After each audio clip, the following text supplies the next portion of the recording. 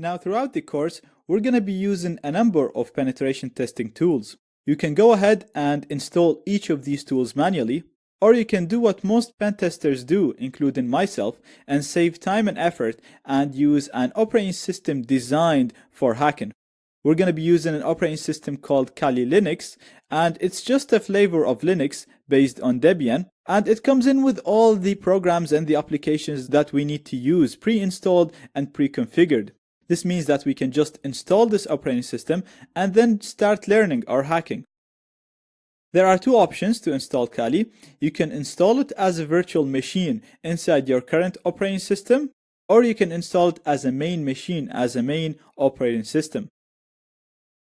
Throughout the course, I'm actually going to be using it as a virtual machine because using it as a virtual machine works exactly the same as installing it as a main machine, because it will be completely isolated from your computer because it's only going to run inside VirtualBox. So if you break it or if you mess things up, it's very, very easy to fix. It's very easy to go back to other snapshots, other configurations, and also you won't lose any functionality by using it as a virtual machine.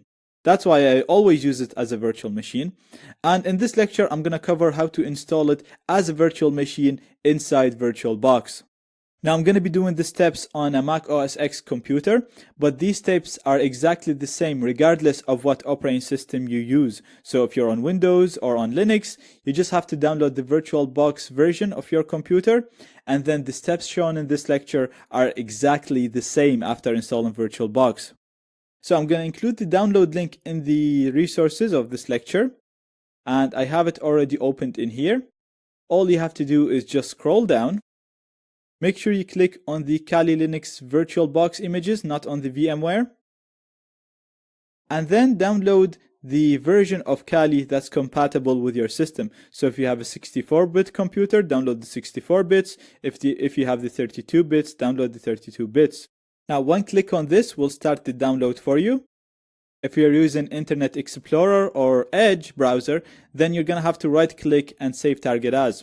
On Chrome and Firefox, you can just click the link. Now, this is downloading for me, and I'm going to stop it because I've already downloaded it. So I already have it downloaded in here. And as you can see, you should get a file with a .ova extension. So you have the name followed by .ova in here. So to install this in VirtualBox, all you have to do is literally just double click the file. And as you can see, I get a window which will allow me to import this virtual machine. Now I'm going to keep everything the same for now, and I'm just going to click on import. Now that's it, the virtual machine is ready to be used. Now before I start it, I want to show you how to modify some of its settings. So we're going to click on it. Then we're going to click on the settings in here. And the first thing that I'm going to do, I'm going to go to System. And I'm going to modify the amount of RAM it has. Now, depending on how much total RAM you have on your computer, you can leave this at 2 if you want. But 1 gigabyte is enough for Kali.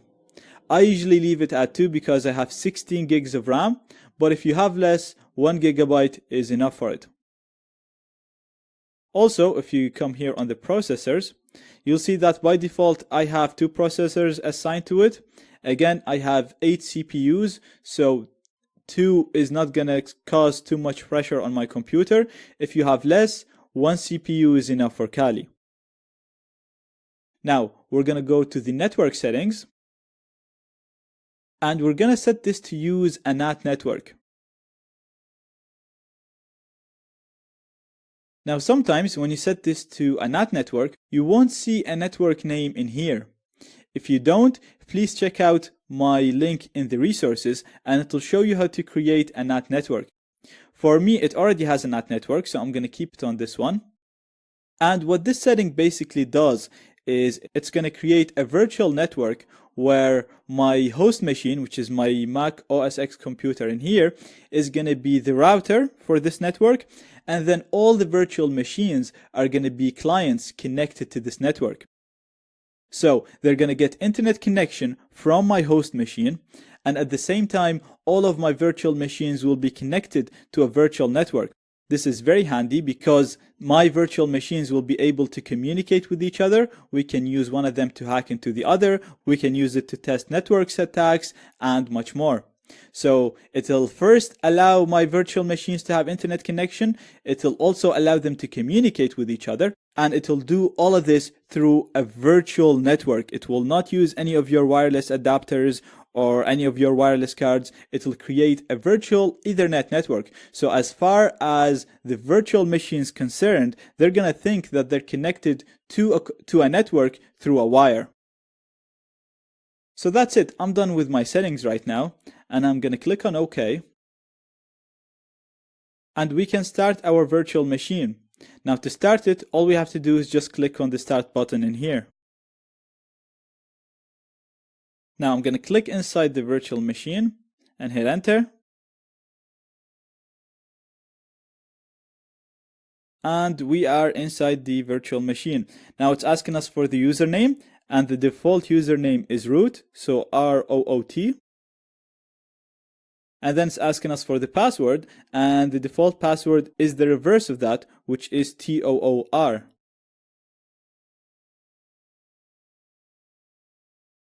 And that's it. Now I'm inside my virtual machine. Now since we installed this using the ready image, we can just click on this on the green button here, or we can go to view full screen, and we'll be able to go in full screen, and the screen will resize automatically to the size of our screen. Now note in here, you should actually see a network icon because we set this machine to use a NAT network. Since we don't have a network icon, this means that this machine didn't get connected to the NAT network. So if I open my browser in here, you'll see that it's not connected to the internet. To fix this issue, we're just going to go all the way to the top. This is going to display our menus. We're going to go to Devices, Network, and we're going to click on Connect Network Adapter. You only have to do this once, and then the virtual machine will automatically connect to the NAT network. Now once you do this, if you give it a few seconds, you see that I have a network icon appearing in here. And if I click it, you'll see it looks like I'm connected to a wired network. As you can see in here, it says wired connected. So Kali thinks it's connected to a wired network. Now if I just click try again in my browser, you'll see that I have internet access. So that's it. That shows how to install Kali Linux as a virtual machine. Don't be intimidated by this new operating system. We're going to go through the basics and we're going to use it a lot. And it's actually going to become very easy for you to use.